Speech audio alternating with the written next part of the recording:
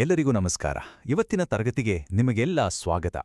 ಬನ್ನಿ, ಇವತ್ತು ನಾವು ಆರ್ಗ್ಯಾನಿಕ್ ಕೆಮಿಸ್ಟ್ರಿಯ ಒಂದು ಬಹಳ ಮುಖ್ಯವಾದ ಅಡಿಪಾಯವನ್ನ ಅರ್ಥ ಮಾಡ್ಕೊಳ್ಳೋಣ. ಅಂದ್ರೆ ಅಣುಗಳು ತಮ್ಮೊಳಗೆ ಹೇಗೆ ಸಂವಹನ ನಡೆಸುತ್ತವೆ, ಅವುಗಳ ನಡುವಿನ ರಹಸ್ಯ ಭಾಷೆ ಏನು ಅನ್ನೋದನ್ನ ನಾವಿವತ್ತು ಕಲಿಯಲಿದ್ದೇವೆ. ಸರಿ, ಹಾಗಾದ್ರೆ ನೇರವಾಗಿ ವಿಷಯಕ್ಕೆ ಬರೋಣ. ಆರ್ಗ್ಯಾನಿಕ್ ಕೆಮಿಸ್ಟ್ರಿಯನ್ನ ಅರ್ಥ ಮಾಡ್ಕೊಳ್ಳೋಕ್ ಮುಂಚೆ ನಮ್ಮೆಲ್ಲರ ಮನಸ್ಸಲ್ಲೂ ಈ ಒಂದು ಮೂಲಭೂತ ಪ್ರಶ್ನೆ ಬರಬೇಕು. ಯಾಕೆ ಕೆಲವು ಅಣುಗಳು ತುಂಬಾನೇ ಸ್ಥಿರವಾಗಿ, ಶಾಂತವಾಗಿ ಇರ್ತವೆ, ಆದರೆ ಇನ್ನೂ ಕೆಲವು ಯಾಕೆ ಅಷ್ಟು ಚಂಚಲ, ಅಂದ್ರೆ ತಕ್ಷಣವೇ ರಾಸಾಯನಿಕ ಕ್ರಿಯೆಯಲ್ಲಿ ಭಾಗವಹಿಸ್ತವೆ? ಈ ಎಲ್ಲ ಪ್ರಶ್ನೆಗಳಿಗೂ ಉತ್ತರ ಇರೋದು ಒಂದೇ ಒಂದು ಸೂಕ್ಷ್ಮ ಕಣದಲ್ಲಿ, ಅದುವೇ ಎಲೆಕ್ಟ್ರಾನ್. ಹೌದು, ಎಲೆಕ್ಟ್ರಾನ್ಗಳ ಚಲನೆ, ಅವುಗಳ ಸ್ಥಾನ ಮತ್ತು ಅವುಗಳ ಹಂಚಿಕೆ. ಇದನ್ನೇ ನಾವು ಎಲೆಕ್ಟ್ರಾನ್ಗಳ ನೃತ್ಯ ಅಂತನೂ ಕರಿಬೋದು. ಈ ನೃತ್ಯವೇ ಒಂದು ಅಣುವಿನ ಸಂಪೂರ್ಣ ಗುಣವನ್ನ, ಅದರ ಸ್ಥಿರತೆ ಮತ್ತು ಚಂಚಲತೆಯನ್ನು ನಿರ್ಧರಿಸುತ್ತೆ. ನಾಡಿ, ಇದು ಇವತ್ತಿನ ನಮ್ಮ ಕಲಿಕೆಯ ದಾರಿ.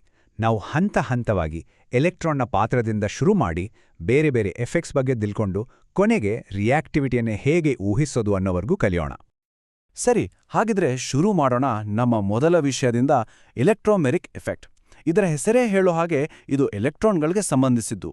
ಆದರೆ ಇದರ ಪ್ರಮುಖ ಗುಣ ಏನಪ್ಪಾ ಅಂದ್ರೆ, ಇದು ಒಂದು ತಾತ್ಕಾಲಿಕ ಪರಿಣಾಮ. ಅದು ಹೇಗೆ ಅಂತ ಈಗ ನೋಡೋಣ. ಮೊದಲು ಇದರ ಇಂಗ್ಲಿಷ್ ವ್ಯಾಖ್ಯಾನವನ್ನು ನೋಡೋಣ. ಎಲೆಕ್ಟ್ರೋಮೆರಿಕ್ effect. It is defined as the complete transfer of a shared pair of pi electrons to one of the atoms joined by a multiple bond on the demand of an attacking reagent. Okay, ಇದರ ಸರಳ ಅರ್ಥ ಏನು ಅಂದ್ರೆ, ಒಂದು attacking reagent ಅಂದ್ರೆ ದಾಳಿ ಮಾಡುವ ರಾಸಾಯನಿಕ ಒಂದು ಅಣುವಿನ ಹತ್ತಿರ ಬಂದಾಗ ಮಾತ್ರ ಡಬಲ್ ಅಥವಾ ಟ್ರಿಪಲ್ ಬಾಂಡ್ನಲ್ಲಿರುವ ಪೈ ಎಲೆಕ್ಟ್ರಾನ್ಗಳು ಸಂಪೂರ್ಣವಾಗಿ ಒಂದು ಪರಮಾಣುವಿನ ಕಡೆಗೆ ಶಿಫ್ಟ್ ಆಗುತ್ತವೆ. ಈ ಪರಿಣಾಮದಲ್ಲಿ ಒಂದು ಇಂಟ್ರೆಸ್ಟಿಂಗ್ ವಿಷಯ ಇದೆ. ಇದು ಎರಡು ರೀತಿ ಆಗಬಹುದು. ಈ ಚಿತ್ರದಲ್ಲಿ ಗಮನ ಕೊಟ್ಟು ನೋಡಿ. ಮೊದಲನೇದು positive E effect, plus E. ಇದರಲ್ಲಿ ಪೈ ಎಲೆಕ್ಟ್ರಾನ್ಗಳು ಅಟ್ಯಾಕಿಂಗ್ ರಿಯೇಜೆಂಟ್ನ ಕಡೆಗೆ ಹೋಗುತ್ತವೆ. ಎರಡನೇದು negative E effect, minus E. ಇದರಲ್ಲಿ ಪೈ ಎಲೆಕ್ಟ್ರಾನ್ಗಳು ಹೆಚ್ಚು ಎಲೆಕ್ಟ್ರಾನ್ ನೆಗೆಟಿವ್ ಆಗಿರೋ ಪರಮಾಣುವಿನ ಕಡೆಗೆ, ಅಂದ್ರೆ ರಿಯಾಜೆಂಟ್ನಿಂದ ದೂರ ಹೋಗುತ್ತವೆ.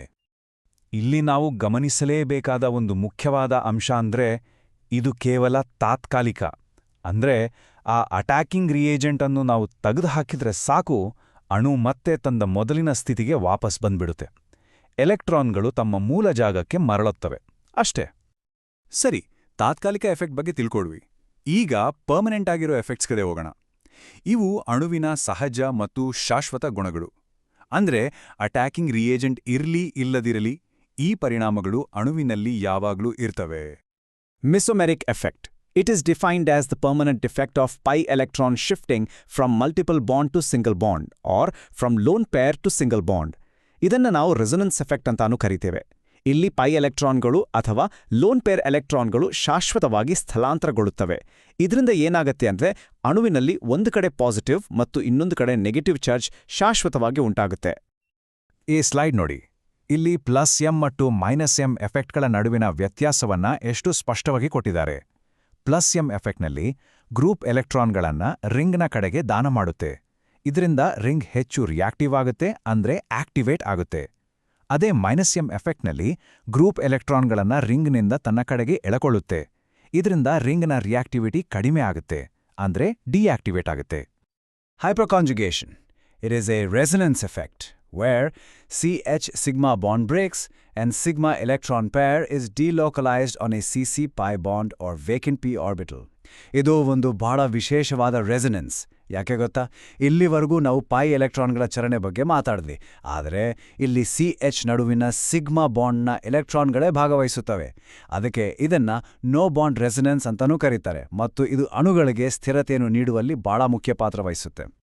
ನೋಡಿ, ನಾವೀಗ ತಾನೇ ಕಲ್ತ ಹೈಪರ್ ಕಾಂಜುಗೇಷನ್ ಇಲ್ಲೇ ಕೆಲ್ಸಕ್ಕೆ ಬರುತ್ತೆ. ಈ ಚಿತ್ರ ಒಂದು ವಿಷಯವನ್ನ ಅದ್ಭುತವಾಗಿ ವಿವರಿಸುತ್ತೆ. ಇಲ್ಲಿ ನೀವು ಕಾರ್ಬೋಕ್ಯಾಟಯಾನ್ನ ಸ್ಥಿರತೆಯನ್ನ ನೋಡಬಹುದು. ಟರ್ಷರಿ 3 ಡಿಗ್ರಿ ಕಾರ್ಬೋಕ್ಯಾಟಯಾನ್ಗೆ 9 ಆಲ್ಫಾ ಹೈಡ್ರೋಜನ್ಗಳಿವೆ, ಹಾಗಾಗಿ ಅದು ಅತ್ಯಂತ ಸ್ಥಿರ.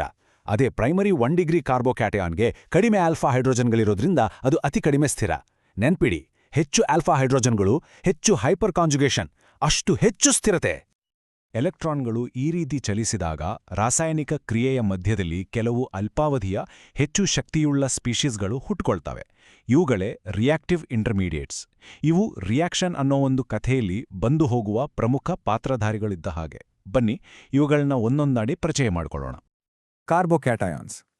These are highly reactive, electron-deficient species containing 6 electrons in the outermost orbit. These act as Lewis acids and strong electrophiles. ಹಾಗಂದ್ರೆ ಕಾರ್ಬೋಕ್ಯಾಟಯಾನ್ಸ್ ಅಂದ್ರೆ ಪಾಸಿಟಿವ್ ಚಾರ್ಜ್ ಹೊಂದಿರೋ ಕಾರ್ಬನ್ ಪರಮಾಣುಗಳು. ಅವುಗಳ ಹೊರಕವಚದಲ್ಲಿ ಕೇವಲ 6 ಎಲೆಕ್ಟ್ರಾನ್ಗಳಿರುತ್ತವೆ.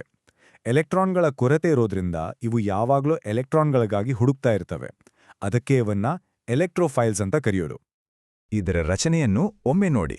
ಕಾರ್ಬನ್ sp2 ಹೈಬ್ರಿಡೈಸ್ಡ್ ಆಗಿದ್ದು ಇದರ ಆಕಾರ ಪ್ಲಾನಾರ್ ಅಂದ್ರೆ ಸಂಪೂರ್ಣವಾಗಿ ಚಪ್ಪಟೆಯಾಗಿದೆ. ಅದರ ಮೇಲೆ ಮತ್ತು ಕೆಳಗೆ ಒಂದು ಖಾಲಿ ಪಿ ಆರ್ಬಿಟಲ್ ಇದೆ. ಈ ಖಾಲಿ ಜಾಗವೇ ಅದನ್ನ ಇಲೆಕ್ಟ್ರಾನ್ಗಳಿಗಾಗಿ ಹಸಿದಿರುವಂತೆ ಮಾಡುತ್ತೆ ಮತ್ತು ಅತಿ ಹೆಚ್ಚು ರಿಯಾಕ್ಟಿವ್ ಆಗಿರುವಂತೆ ಮಾಡುತ್ತೆ. ನಿಮ್ಮ ಪರೀಕ್ಷೆಯ ದೃಷ್ಟಿಯಿಂದ ಈ ಸ್ಟೆಬಿಲಿಟಿ ಆರ್ಡರ್ ಅತ್ಯಂತ ಮುಖ್ಯ. ಇದನ್ನ ಮಾತ್ರ ಮರಿಬೇಡಿ. ಟರ್ಷರಿ ಸೆಕೆಂಡ್ರಿಗಿಂತ ಹೆಚ್ಚು ಸ್ಟೇಬಲ್, ಸೆಕೆಂಡ್ರಿ ಪ್ರೈಮರಿಗಿಂತ ಹೆಚ್ಚು ಸ್ಟೇಬಲ್. ಇದಕ್ಕೆ ಕಾರಣವೇನು? ನಾವು ಕೆಲವೇ ನಿಮಿಷಗಳ ಹಿಂದೆ ಕಲಿತ ಹೈಪರ್ ಕಾಂಜುಗೇಷನ್ ಪರಿಣಾಮ. ಹಾಗೆಯೇ ರೆಸೊನೆನ್ಸ್ ಇರೋ ಬೆಂಜೈಲಿಕ್ ನೋಟು ಅಲೈಲಿಕ್ ಕಾರ್ಬೋಕ್ಯಾಟಯಾನ್ಗಳು ಇನ್ನೂ ಹೆಚ್ಚು ಸ್ಥಿರವಾಗಿರುತ್ತದೆ. Carbanions. These are negatively charged, electron-rich species containing 8 electrons in the outermost orbit. These act as Lewis bases and strong nucleophiles. ಸರಿ, ಈಗ ನಾವು ಕಾರ್ಬೋಕ್ಯಾಟಯನ್ನ ತದ್ವಿರುದ್ಧವಾದ ಕಾರ್ಬ್ಯಾನಿಯಾನ್ ಬಗ್ಗೆ ನೋಡೋಣ. ಇವು ನೆಗೆಟಿವ್ ಚಾರ್ಜ್ ಹೊಂದಿದ್ದು ಎಲೆಕ್ಟ್ರಾನ್ ರಿಚ್ ಆಗಿರ್ತವೆ. ಅಂದ್ರೆ ಇವುಗಳ ಬಳಿ ದಾನ ಮಾಡೋಕೆ ಹೆಚ್ಚುವರಿ ಎಲೆಕ್ಟ್ರಾನ್ಗಳಿವೆ. ಹಾಗಾಗಿ ಇವು ನ್ಯೂಕ್ಲಿಯೋಫೈಲ್ಸ್ ಆಗಿ ವರ್ತಿಸ್ತವೆ. ಕಾರ್ಬೋಕ್ಯಾಟಯಾನ್ ಚಪ್ಪಟೆಯಾಗಿತ್ತು ಅಲ್ವಾ? ಆದ್ರೆ ಕಾರ್ಬ್ಯಾನಿಯಾನ್ ನೋಡಿ, ಇದು ಪಿರಮಿಡ್ ಆಕಾರವನ್ನು ಹೊಂದಿದೆ. ಇದು sp3 ಹೈಬ್ರಿಡೈಸ್ಡ್ ಆಗಿದ್ದು ಒಂದು ಆರ್ಬಿಟಾಲ್ನಲ್ಲಿ ಎಲೆಕ್ಟ್ರಾನ್ಗಳ ಒಂದು ಜೋಡಿ ಅಂದ್ರೆ ಲೋನ್ ಪೇರ್ ಇರುತ್ತೆ. ಈ ಲೋನ್ ಪೇರ್ ಎಲೆಕ್ಟ್ರಾನ್ಗಳಿಂದಾಗೇ ಇದು ಒಂದು ಪ್ರಬಲವಾದ ಬೇಸ್ ಆಗಿ ವರ್ತಿಸುತ್ತೆ. Carbenes. These are short-lived, neutral species with sextet of electrons, electron deficient. ಕಾರ್ಬೀನ್ಗಳು ಒಂದು ಬಹಳ ಕುತೂಹಲಕಾರಿ ಇಂಟರ್ಮೀಡಿಯೇಟ್. ಇದು ನೋಡಿ ಸ್ವಲ್ಪ ವಿಚಿತ್ರ. ಇವು ನ್ಯೂಟ್ರಲ್ ಅಂದ್ರೆ ಯಾವುದೇ ಚಾರ್ಜ್ ಇರಲ್ಲ, ಆದರೂ ಕಾರ್ಬೋಕ್ಯಾಟಯಾನ್ನ ಹಾಗೆ ಇವು ಕೂಡ ಎಲೆಕ್ಟ್ರಾನ್ ಡೆಫಿಷಿಯೆಂಟ್. ಯಾಕಂದ್ರೆ ಇವುಗಳ ಹೊರಕವಚದಲ್ಲಿಯೂ 6 ಎಲೆಕ್ಟ್ರಾನ್ಗಳೇ ಇರ್ತವೆ. ಕಾರ್ಬಿನ್ಗಳಲ್ಲಿ 2 ಮುಖ್ಯ ವಿಧಗಳಿವೆ, ಸಿಂಗ್ಲೆಟ್ ಮತ್ತು ಟ್ರಿಪ್ಲೆಟ್. ನೀವು ಇಲ್ಲಿ ನೋಡ್ತಿರುವ ಹಾಗೆ ಅವುಗಳ ರಚನೆ ಮತ್ತು ಎಲೆಕ್ಟ್ರಾನ್ಗಳ ಜೋಡಣೆಯಲ್ಲಿ ವ್ಯತ್ಯಾಸವಿದೆ. ಸಿಂಗ್ಲೆಟ್ ಕಾರ್ಬಿನ್ ಬಾಗಿದ ಅಂದ್ರೆ ಬೆಂಟ್ ಆಕಾರದಲ್ಲಿದ್ರೆ, ಟ್ರಿಪ್ಲೆಟ್ ಕಾರ್ಬಿನ್ ನೇರವಾದ ಲೀನಿಯರ್ ಆಕಾರದಲ್ಲಿದೆ. ಸರಿ, ನಾವೀಗ ಒಂದು ರಿಯಾಕ್ಷನ್ ವ್ಯಾಕರಣವನ್ನ ಕಲ್ತಿದ್ದೇವೆ ಮತ್ತು ಅದರ ಪ್ರಮುಖ ಪಾತ್ರಧಾರಿಗಳನ್ನು ಭೇಟಿಯಾಗಿದ್ದೇವೆ. ಹಾಗಿದ್ರೆ ಈ ಜ್ಞಾನದಿಂದ ನಾವು ಒಂದು ರಾಸಾಯನಿಕ ಕ್ರಿಯೆಯ ಭವಿಷ್ಯವನ್ನ ಅಂದ್ರೆ ಅದರ ಫಲಿತಾಂಶವನ್ನ ಹೇಗೆ ಊಹಿಸ್ಕೋದು? ಈ ಸಾರಾಂಶ ಟೇಬಲ್ ಒಂದು ರೀತಿ ನಮ್ಮ ಇವತ್ತಿನ ಕ್ಲಾಸ್ನ ಸಮರಿ ಇದ್ದ ಹಾಗೆ. ಇದು ನಾವು ಕಲಿತ ಎಲ್ಲ ವಿಷಯಗಳನ್ನು ಒಟ್ಟಿಗೆ ತರುತ್ತೆ. ಪ್ರತಿಯೊಂದು ಇಂಟರ್ಮೀಡಿಯೇಟ್ನ ಮುಖ್ಯ ಗುಣ ಮತ್ತು ಅವುಗಳ ಸ್ಥಿರತೆಯನ್ನು ನಿರ್ಧರಿಸುವ ಅಂಶಗಳನ್ನ ಇಲ್ಲಿ ನೋಡಬಹುದು. ಈ ಇಂಟರ್ಮೀಡಿಯೇಟ್ಸ್ಗಳ ಸ್ಥಿರತೆಯೇ ಒಂದು ರಿಯಾಕ್ಷನ್ ಯಾವ ದಿಕ್ಕಿನಲ್ಲಿ ಸಾಗುತ್ತೆ ಅನ್ನೋದನ್ನ ನಿರ್ಧರಿಸುವ ದಿಕ್ಸೂಚಿ. ಇದು ನೀವು ಆರ್ಗ್ಯಾನಿಕ್ ಕೆಮಿಸ್ಟ್ರಿಯಲ್ಲಿ ನೆನಪಿಡಲೇಬೇಕಾದ ಒಂದು ಸುವರ್ಣ ನಿಯಮ. ಯಾವುದೇ ಒಂದು ರಾಸಾಯನಿಕ ಕ್ರಿಯೆಯಲ್ಲಿ ಯಾವ ಇಂಟರ್ಮೀಡಿಯೇಟ್ ಅತಿ ಹೆಚ್ಚು ಸ್ಥಿರವಾಗಿರುತ್ತದೆಯೋ ಅದೇ ಪ್ರಮುಖ ಉತ್ಪನ್ನವನ್ನು ಅಂದ್ರೆ ಮೇಜರ್ ಪ್ರಾಡಕ್ಟ್ ಅನ್ನು ಕೊಡುತ್ತದೆ. ಸ್ಥಿರತೆಯನ್ನು ಅರ್ಥಮಾಡಿಕೊಳ್ಳುವುದೇ ರಿಯಾಕ್ಷನ್ನ ಫಲಿತಾಂಶವನ್ನು ಊಹಿಸುವ ಕೀಲಿಕಾಯಿ. ಈ ಜ್ಞಾನ ನಿಮ್ಮ ಕೈಯಲ್ಲಿರೋ ಒಂದು ಪವರ್ಫುಲ್ ಟೂಲ್ ಇದ್ದಾಗೆ. ಇದನ್ನ ಬಳಸಿ ನೀವು ಯಾವುದೇ ರಾಸಾಯನಿಕ ಕ್ರಿಯೆಯನ್ನು ವಿಶ್ಲೇಷಿಸಬಹುದು, ಅದರ ಫಲಿತಾಂಶವನ್ನು ಊಹಿಸಬಹುದು ಮತ್ತು ನಿಮ್ಮ ಪರೀಕ್ಷೆಗಳಲ್ಲಿ ಯಶಸ್ವಿಯಾಗಬಹುದು. ಈ ನಿಯಮಗಳನ್ನು ಬಳಸಿ ನಿಜವಾದ ರಿಯಾಕ್ಷನ್ಗಳನ್ನು ಹೇಗೆ ಪರಿಹರಿಸೋದು ಅನ್ನೋದನ್ನ ನಮ್ಮ ಮುಂದಿನ ತರಗತಿಯಲ್ಲಿ ನೋಡೋಣ. ಧನ್ಯವಾದಗಳು.